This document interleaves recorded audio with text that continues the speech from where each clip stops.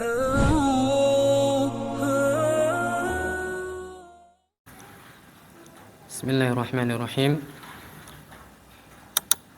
Assalamualaikum warahmatullahi wabarakatuh.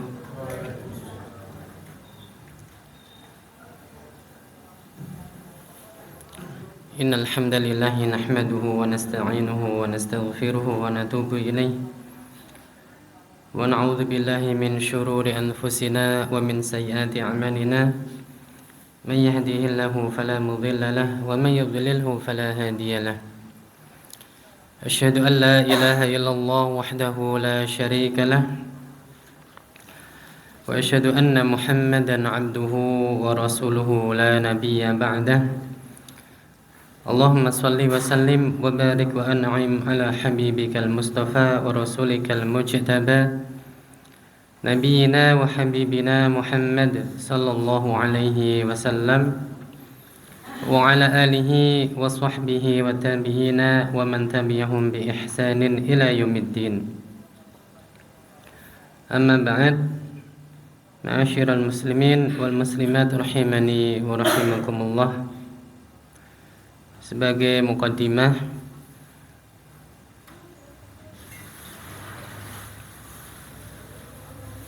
kita renungkan perkataan Al-Imam Ibnu Jama'ah, dan ini juga perkataan para ulama salaf dahulu seperti Al-Imam Asy-Sya'bi rahimahullahu ta'ala dan yang lainnya.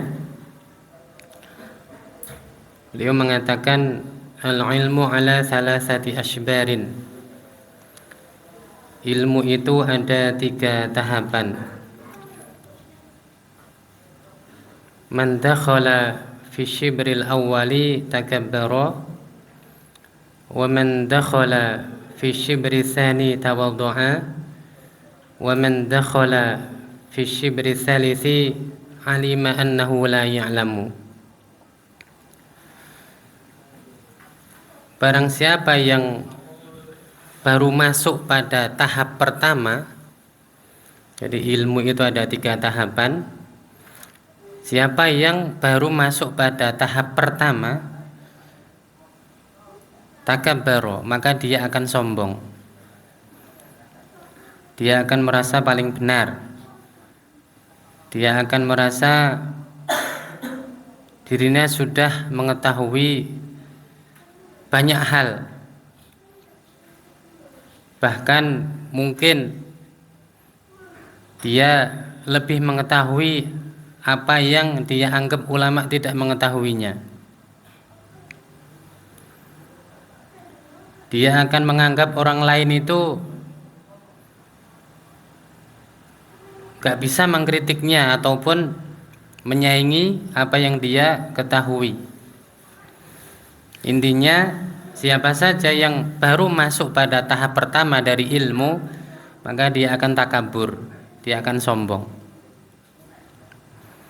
Apa ada orang yang sudah lama ngaji, ya tahapnya baru tahap pertama terus? Ya ada. Pokoknya semua siapa saja yang masih sombong dengan ilmunya, maka dia baru masuk pada tahapan yang pertama. Setinggi apa gelar yang dia miliki,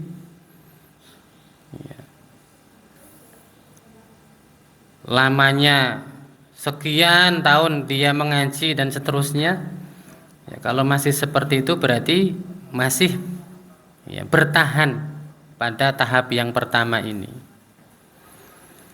Kemudian beliau mengatakan siapa yang masuk pada tahapan yang kedua dari ilmu tawadhu'a, maka dia akan tawadhu.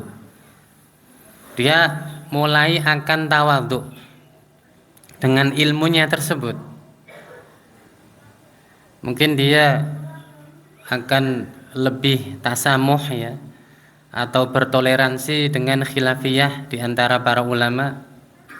Mungkin dia akan mengatakan, setahu saya dan yang saya amalkan adalah pendapat ini karena dalilnya seperti ini dan mengikuti ulama ini dan seterusnya.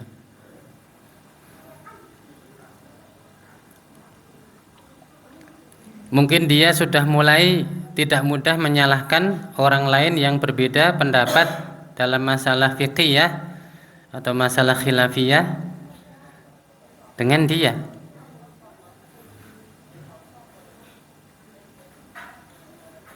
Mungkin dia akan mulai menukil pendapat. Kalau yang tahap pertama tadi biasanya yang rojih ini, yang lainnya marjuh, yang sahih ini, yang lainnya pendapat yang dhaif, yang sunnah ini, yang lainnya bid'ah misalnya. Padahal itu bukan termasuk perkara yang bid'ah. Kemudian siapa yang masuk pada tahapan yang ketiga, itu baru tahapan yang kedua tadi tawadhu. Siapa yang sudah masuk pada tahapan yang ketiga, alima annahu la ya'lam, dia akan menyadari bahwa ternyata dirinya itu belum tahu apa-apa. Belum tahu apa-apa.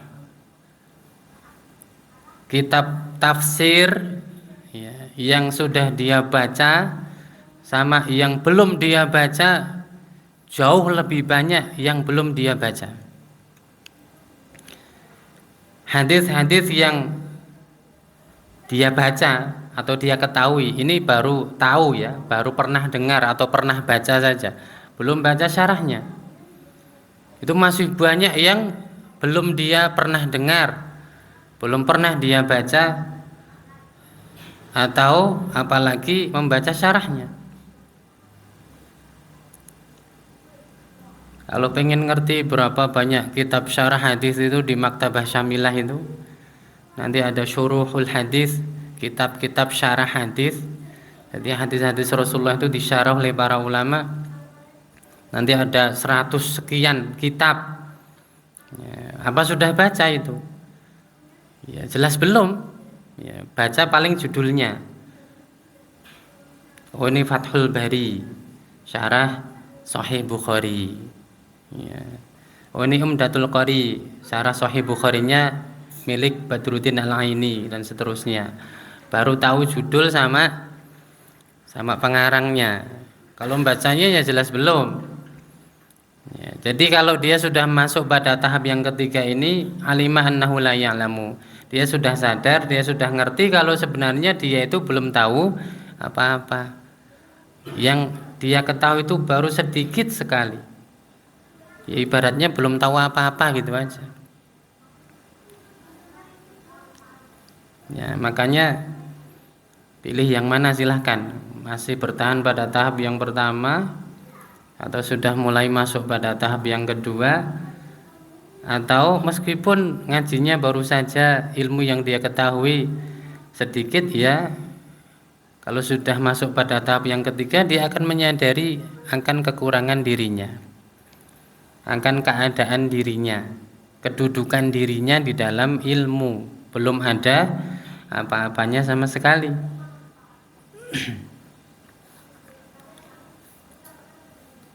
Kita lanjutkan masih pada pembahasan pengkuburan jenazah. Lakinna dzalika masyrutun bima idza kana lam yata' tilkal lailah wa illa lam yushra' lahu dafnuha. Jadi seorang suami boleh dia menguburkan istrinya sendiri, maksudnya yang dia turun ke liang lahat tersebut untuk meletakkan istrinya di liang lahat tersebut adalah suaminya, atau laki-laki boleh menurunkan seorang wanita yang itu merupakan mahramnya untuk diletakkan di liang lahat. Jadi yang turun ke liang kubur tersebut. Syaratnya adalah apabila di malam harinya, maksudnya malam sebelumnya, misalnya ini pagi atau siang atau sore, kemarin malam, ya, tadi malamnya itu dia tidak yato itu jima atau berkumpul secara suami istri ya dengan istrinya. Dan apabila tadi malamnya dia kumpul dengan istrinya, maka tidak disyariatkan kepadanya atau atasnya untuk menguburkan jenazah. Ini istri atau wanita lain ya, apalagi yang lainnya. Wa kana ghairuhu huwal aula bidafniha walau kana ajnabiyyan bi syaratil madhkur. Dan orang lain lebih berhak, lebih utama untuk menguburkan jenazah tersebut, maksudnya dia yang turun ke liang kubur tersebut meskipun dia laki-laki yang ajnabi. Ajnabi itu berarti non mahram, bukan mahram. Laki-laki asing lah kalau bahasa mudahnya, laki-laki asing yang bukan mahram. Dengan syarat-syarat yang sudah disebutkan. Li hadithi Anasin qala, berdasarkan hadis Anas bin Malik radhiyallahu anhu, ia berkata, syahidana ibnatan li Rasulillah sallallahu alaihi wasallam. Kami menyaksikan pengkuburan ibnatan, yaitu anak wanitanya Rasulullah sallallahu alaihi wasallam. Jadi wanita di sini adalah Ummu Kulsum ya, atau Ummu Kalsum radhiyallahu taala anha, yang suaminya adalah Utsman bin Affan. Ummu Kulsum ini meninggal dunia, Utsman bin Affan tidak menguburkannya, nanti orang lain yang menguburkannya. Ini ada satu permasalahan yang mungkin kita nggak pernah terpikirkan, mungkin kita membaca hadisnya saja selesai. Ada permasalahan yang dibahas oleh Ibnu Hajar al-Asqalani dan yang lainnya.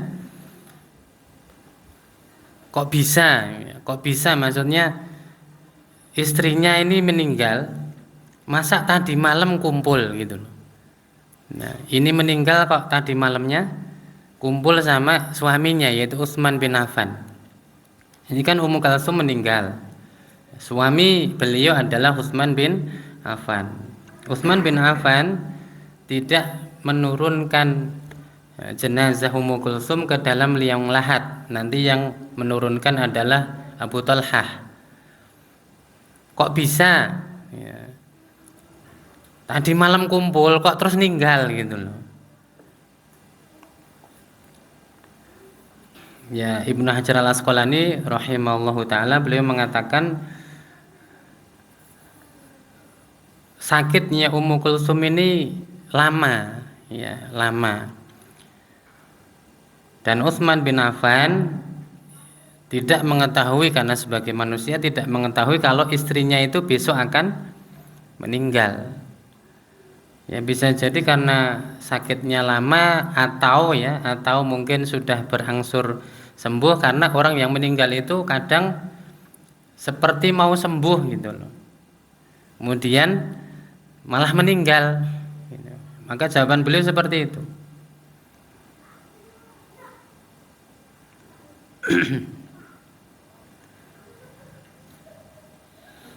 Dan Ummu Kulsum ini adiknya Ruqayyah, kakaknya Fatimah ya. Ruqayyah juga anak Rasulullah SAW dari Khadijah radhiyallahu anha, yang dahulu dinikahi oleh dua anaknya Abu Lahab. Jadi Abu Lahab ini saking senengnya sama Rasulullah sebelum bi'tsah ya, ini sebelum diutusnya Rasulullah, Abu Lahab itu sangat seneng sama Rasulullah SAW. Bahkan budak yang mengabarkan kelahirannya Rasulullah kepada Abu Lahab ini, namanya Suwaibah, dibebaskan saking senengnya. Cuma ngabarin kalau keponakannya sudah lahir. Itu saja, saking senengnya dapat kabar tersebut, budaknya dibebaskan. Dua anaknya Abu Lahab dijodohkan sama dua putrinya Rasulullah. Tapi ketika diutus ya, Rasulullah diangkat sebagai Rasul, berubah total. Sampai Abu Lahab mengatakan kepada dua anak laki-lakinya tersebut, aku tidak akan melihat wajah kalian. Nah, orang Jawa ya, aku ora bakal nonton raimu gitu. Nggak bakal ketemu sama kamu kalau kalian belum menceraikan anaknya Nabi Muhammad Sallallahu Alaihi Wasallam. Akhirnya diceraikan. Kemudian Ruqayyah dinikahi oleh Utsman bin Affan. Setelah Ruqayyah meninggal, adiknya yaitu Ummu Kulsum dinikahi juga oleh Utsman bin Affan. Dan seperti itu boleh ya. Yang tidak boleh itu ya jama'u bainal ukhtain, menggabung atau menikahi semua kakak beradik. Itu yang enggak boleh. Tapi kalau kakaknya sudah meninggal atau adiknya sudah meninggal, terus mempersunting atau menikahi kakaknya atau adiknya, boleh. Maka Utsman bin Affan digelari Dzunurain, yang memiliki dua cahaya. Karena apa? Karena menikahi kedua putri Rasulullah Sallallahu Alaihi Wasallam.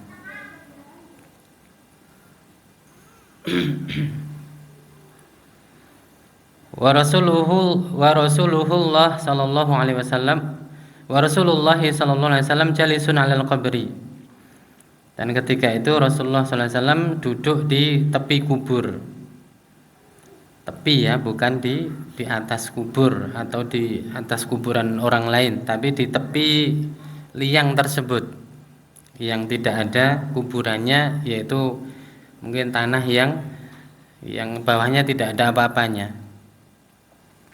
Dan itu kata para ulama disunahkan ketika proses penguburan tersebut agar duduk di tepi kuburan.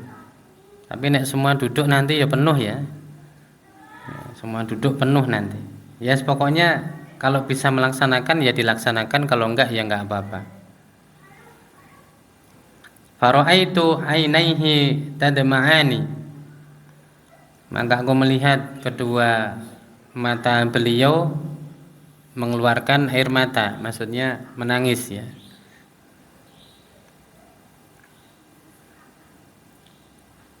Summa qala, kemudian Rasulullah mengatakan, hal minkum min rajulin lam yuqarifil lailata. Apakah di antara kalian ada seorang laki-laki yang tadi malam tidak ngumpul atau tidak menjima atau tidak ngumpuli istrinya? Faqala Abu Talhah, maka Abu Talhah radhiyallahu anhu mengatakan, ana ya Rasulullah, saya wahai Rasulullah. Ya, berarti Abu Talhah tadi malam enggak kumpul sama istrinya Ummu Sulaim ya, ibunya Anas bin Malik radhiyallahu anhu. Dan para sahabat mengatakan, kami tidak pernah melihat atau mengetahui mahar pernikahan yang lebih berharga daripada mahar pernikahannya Abu Talhah dengan Ummu Sulaim. Karena maharnya keislaman. Maharnya masuk Islam. Wah, ini mahar yang besar banget ini. Enggak bisa dihargai ini. Para sahabat saja mengatakan seperti itu. Kami enggak pernah mengetahui ada mahar yang lebih berharga daripada mahar pernikahannya Abu Talhah dan Ummu Sulaim. Karena ketika Abu Talhah ini melamar Ummu Sulaim, dan Abu Talhah orangnya baik, orang kaya, terkenal akan kebaikannya. Ummu Sulaim mengatakan, enggak ada seorang wanita yang menolak engkau wahai Abu Talhah. Enggak ada. Tapi saya sebagai muslimah, engkau kafir, dan itu tidak mungkin bagi saya untuk menerima lamaranmu. Akhirnya Abu Talhah menjadikan keislamannya sebagai mahar.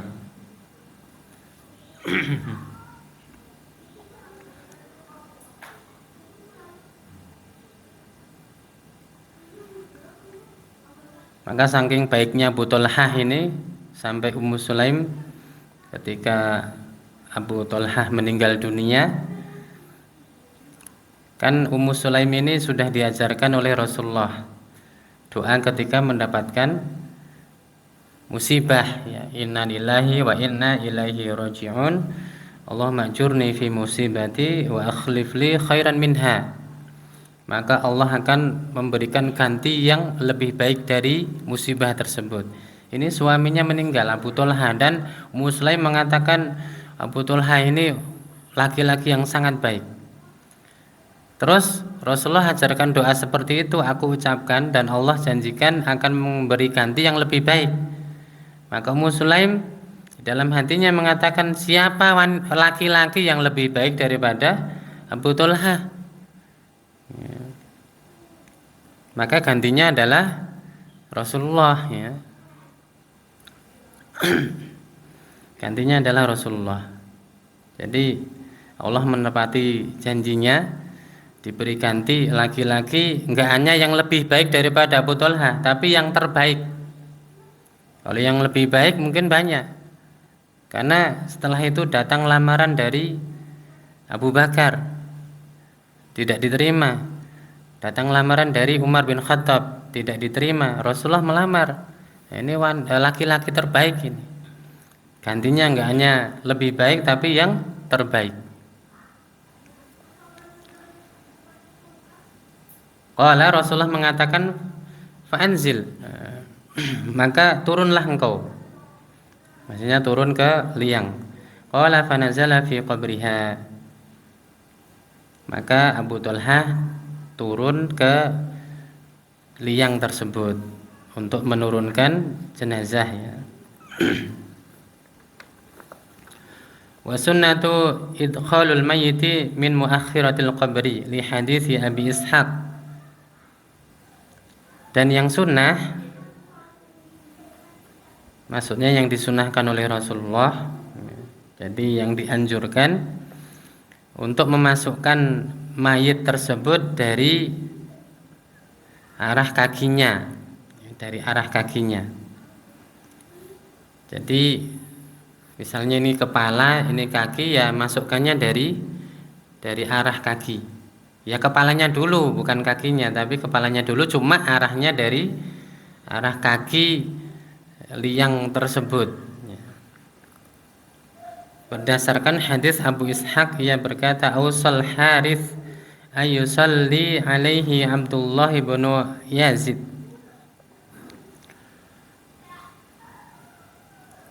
Al-Harith, ya, berwasiat agar nanti yang mensolatkan jenazahnya, maksudnya menjadi imam solat jenazahnya, adalah Abdullah bin Yazid.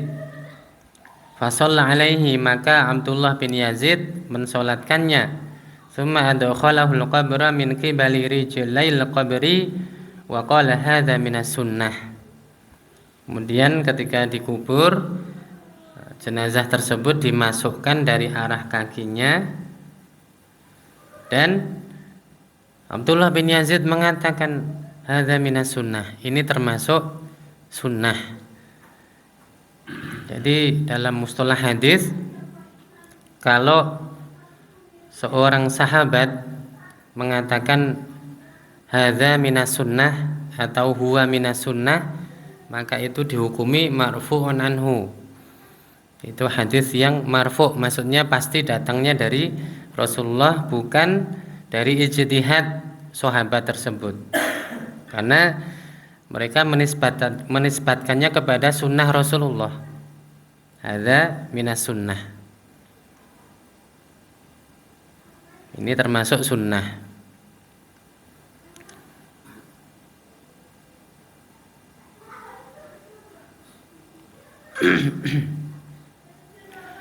Wa yuj'alul mayyitu fi qabrihi ala janbihil yamin, dan hendaklah menjadikan mayit tersebut, atau meletakkan mayit tersebut di dalam kuburnya ala janbihil yamin. Jadi yang di bawah ini adalah apa namanya nih? Sini itu apa namanya? Kalau Jawa lempeng, ya. Ini di bawah, ya. Yang kanan ini ada di bawah. Wajhuhu qibalatal qiblah, dan wajahnya menghadap ke arah kiblat. wa ra'suhu wa rijlahu ila yaminil qiblati wa yasariha, dan kepalanya berada di sebelah kanan, kakinya berada di sebelah kiri. Kalau di sini berarti kepalanya di utara, kakinya di selatan. Tapi ini kalau model liangnya adalah lahat ya. Lahat itu bisa untuk miring seperti itu. Kalau model apa satunya sak ya. Sak itu seperti parit itu ya sebenarnya bisa, tapi diganjel mungkin. Ya, bisa juga dilaksanakan.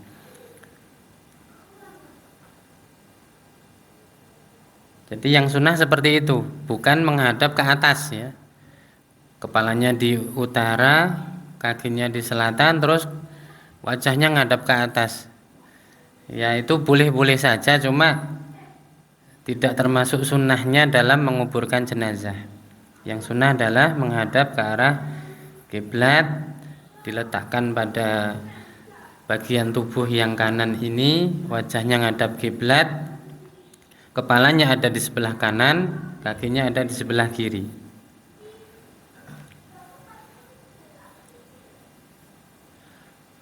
Wa 'ala hadza jara 'amalu ahli al-Islam min ahdi Rasulillah sallallahu alaihi wasallam ila yaumina hadza.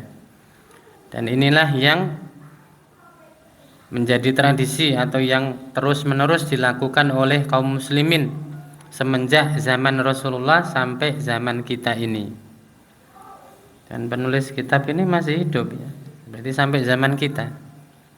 Syekh Abdul Azim Badawi ini masih hidup.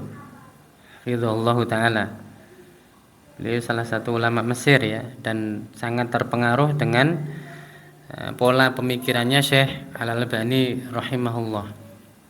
Di dalam kitab ini mirip sekali, maksudnya persis sekali dengan apa yang menjadi tarjihatnya Syekh Al-Albani. Jadi, apa yang dikuatkan oleh Syekh Al-Albani, apa yang beliau tulis dalam kitab-kitabnya, ya semua diambil di sini. Hampir semuanya diambil di sini.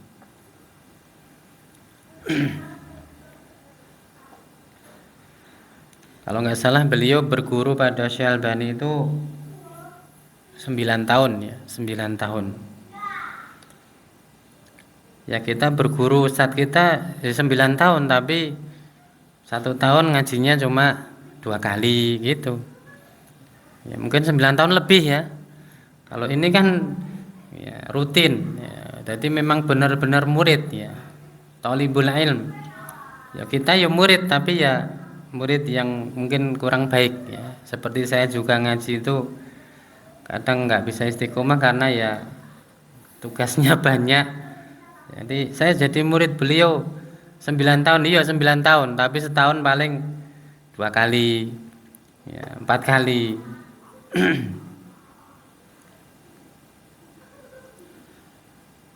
Wa yaqulu alladhi yad'uhu fi lahdihi, dan hendaklah mengucapkan ketika meletakkan jenazah tersebut di lahatnya atau di liangnya. Kalau lahat kan di pinggir ya. Kalau syak itu di bawah itu. Nanti ini agak besar, kemudian dibuat lubang kecil seperti parit itu.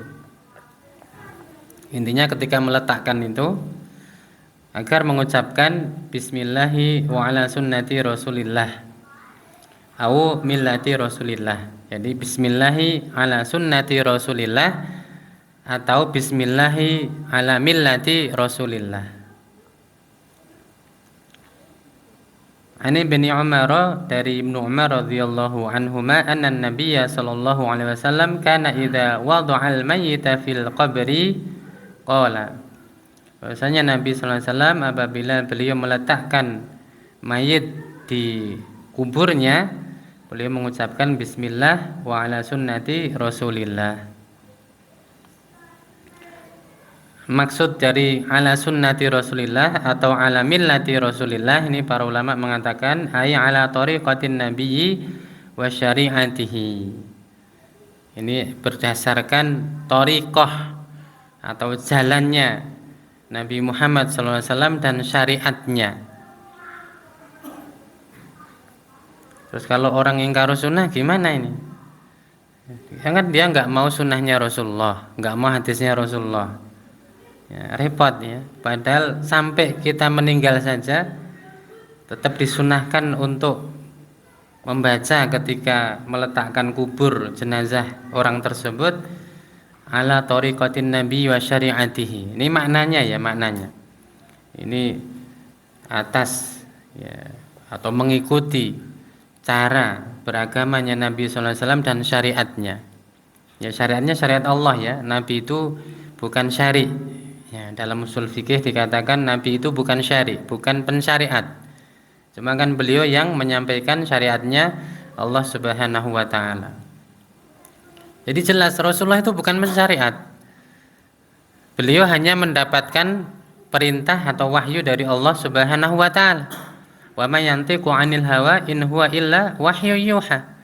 Wa ma, sudah pakai ma nafiyah. Dan tidaklah apa yang diucapkannya itu berasal dari hawa nafsunya sendiri, dari keinginannya sendiri, dari dirinya sendiri, dari ijtihadnya sendiri, bukan. In huwa illa ya. Sudah pakai in tambah illa. Tadi wama, ini in huwa illa. Sudah kurang apa itu ya, kurang marem apa gitu. Jadi tidak lain yang dia ucapkan itu kecuali. Tadi sudah tidaklah ya, atau tidak ada. Sekarang tidak lain kecuali ya. Wahyu yuha, wahyu yang diberikan atau diturunkan kepadanya. Dan dalam hadis Abu Dawud yang sahih Rasulullah mengatakan ala inni utitul Quran wa mislahu ma'hu. Ketahuilah ala itu harfu tanbih ya. Jadi harfu tanbih itu fungsinya agar orang kalau diajak ngomong perhatikan ya, maka biasa diartikan ketahuilah ala ya. Gatekno gitu. Inni utitul Quran wa mislahu ma'hu. Aku ini diberikan Al-Quran dan apa yang semisal dengan Al-Quran.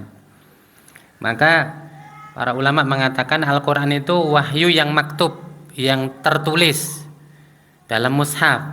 Hadis itu wahyu yang tidak tertulis ya. Jadi maksudnya tidak dibukukan, tidak di mushaf gitu loh, tidak dijadikan sebagai mushaf.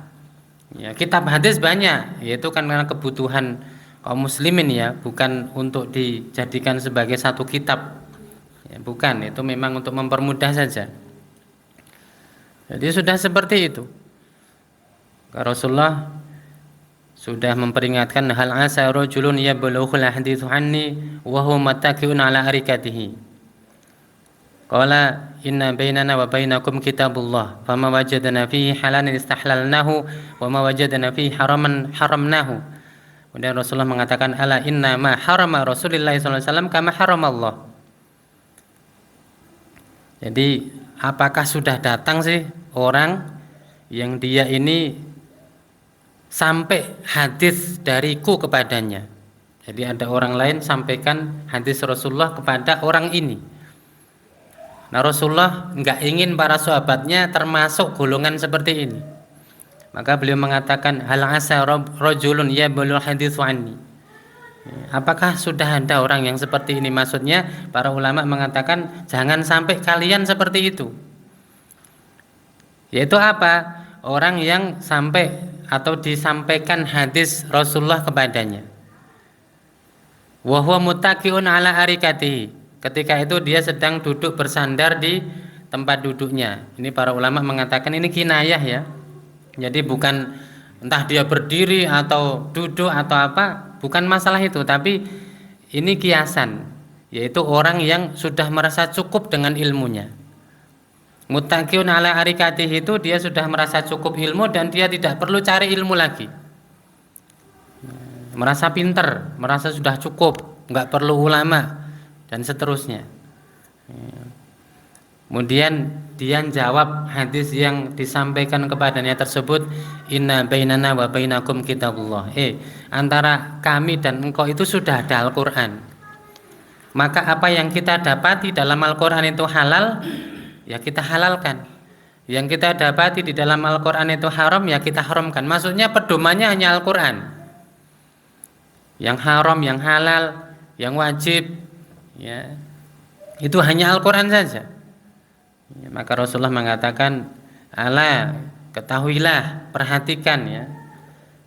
Inna ma harama Rasulullah kama haramallah. Apa yang diharamkan oleh Rasulullah itu seperti, semisal, sama dengan apa yang diharamkan oleh Allah. Kedudukannya sama.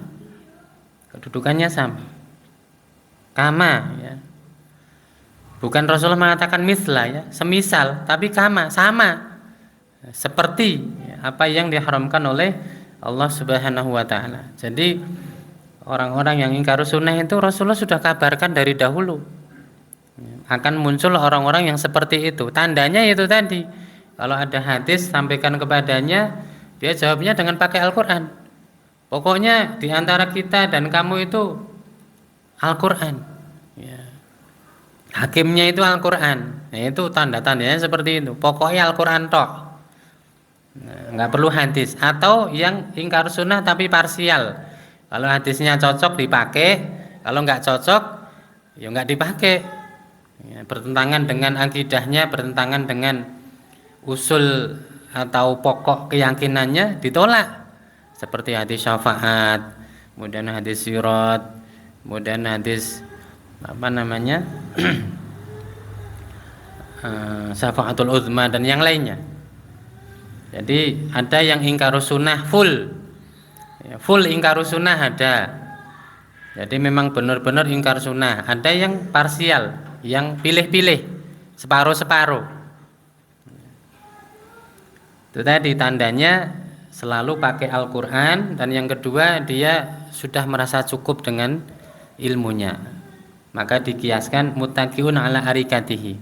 Dia bersandar di tempat duduknya, nggak kemana-mana, nggak perlu ilmu kok. Kalau perlu ilmu kan harus kemana-mana, harus ngaji lagi, harus baca kitab yang banyak. Tapi dia merasa nggak perlu itu.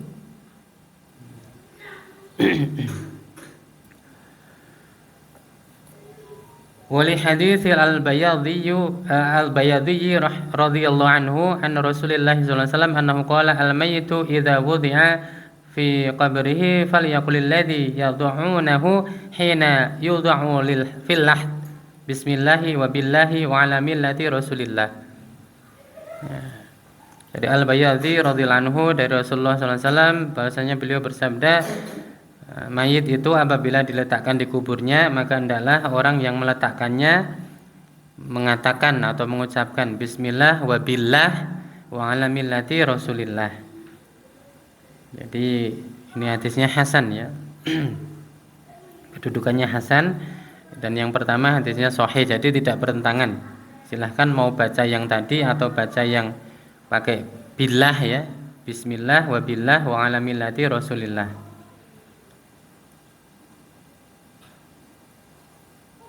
Artinya ya, bismillah itu abtadi'u bismillah. Jadi aku memulai ini dengan mengucapkan bismillah. Wa billah itu artinya adalah wa asta'inu billah. Dan aku meminta pertolongan kepada Allah. Kemudian wa ala millati Rasulillah artinya adalah udfinu ala dinil islami wa ala tariqatil muslimin. Aku menguburkan mayit ini atas agama Islam dan atas jalan kaum muslimin. Atas jalan kaum muslimin. Itu maknanya ya. Mungkin demikian apa yang bisa saya sampaikan. Kurang lebihnya mohon maaf. Allahu ta'ala alam bisawab. Wa sallallahu ala nabiyyina Muhammad. Wa akhiru da'wana alhamdulillahi rabbil alamin. Subhanakallahumma wa bihamdika asyhadu an la ilaha illa anta astaghfiruka wa atubu ilaik.